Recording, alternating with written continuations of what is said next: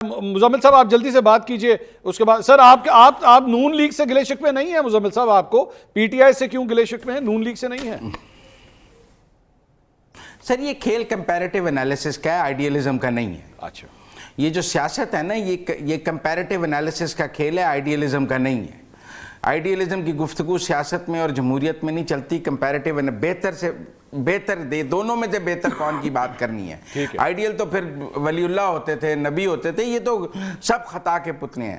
میں یہ کہہ رہا ہوں کہ 18ویں ترمیم کے بعد صوبوں میں غربت کی سطح کم کرنا صوبائی حکومتوں کی ذمہ داری ہے، ٹھیک ہے، وفاقی حکومت کی ذمہ داری نہیں ہے. ٹھیک ہے. یہ بتا دیں کہ کے پی کی حکومت میں خطہ غربت کم ہوئی ہے اور کہ پنجاب میں زیادہ ہوئی ہے اور سندھ میں زیادہ ہوئی ہے، ہم مان لیں گے. ہم کہیں گے کہ ہمارے خواب ادھر نے توڑ دیے، انہوں نے توڑ دیے. دیکھیں ہم اب ہر چیز وفاق پر مت ڈالیں، یہ بیعت ہی بہت غلط ہے.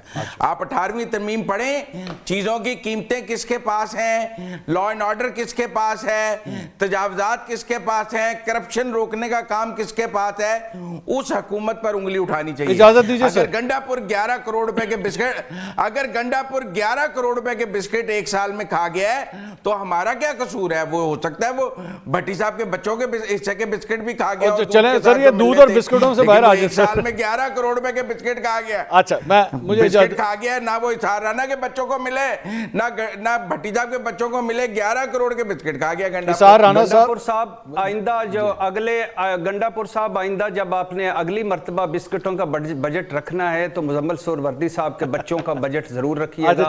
اس کے پیسے پیمنٹ میں کر دوں گا، اس کی پیمنٹ میں کر دوں گا کیونکہ یہ میرے بھتیجے ہیں اور مجھے بڑے عزیز ہیں. ان کے بسکٹ آپ نے کھائے نا تو پھر میں آپ سے پوچھوں گا. سب کچھ کھا جائیں، مزمل سہروردی صاحب کے بچوں کے بسکٹ نہیں کھانے. نہیں بالکل ٹھیک. 11 کروڑ کے بسکٹ نہیں کھانے، 11 کروڑ کے بسکٹ ہر مہینے 90 لاکھ روپے کے بسکٹ کھائے ہیں. 12 کے بھی کھا لو، میں 11 کروڑ کے بچوں کے بسکٹ نہیں کھانے، 12 کے بھی کھا لو. اسحار صاحب خدا کا خوف کرو، مزمل بھائی کے بچوں کے بسکٹ بھی کھا گئے ہو. اور جو پارٹی کرپشن کے نام پر آئی ہے، جب اس کی پارٹی میں کرپشن ہو وہ ایک بندے کو بھی نکالتے ہیں، جب چھوڑ جائے تو کہتے ہیں کرپٹ تھا. آج نکالیں نا اپنی پارٹی کے کرپٹ لوگ. کیوں نہیں نکالتے اپنی پارٹی کے کرپٹ لوگوں کو؟ فائلیں دبا کے رکھتے ہیں، جب چھوڑ جائے گا تو کہیں گے. اجازت دیجیے تب تک پسند ہے جب تک آپ کے جھنڈے تلے ہے. جب آپ کا جھنڈا چھوڑ دے گا تو کرپٹ ہو جائے گا. وہ کہتے ہیں جس نے یہ جھنڈا پکڑا ہے وہ مومن، جس نے یہ جھنڈا چھوڑا وہ کافر. یہ نہیں چلے گا اس ملک میں.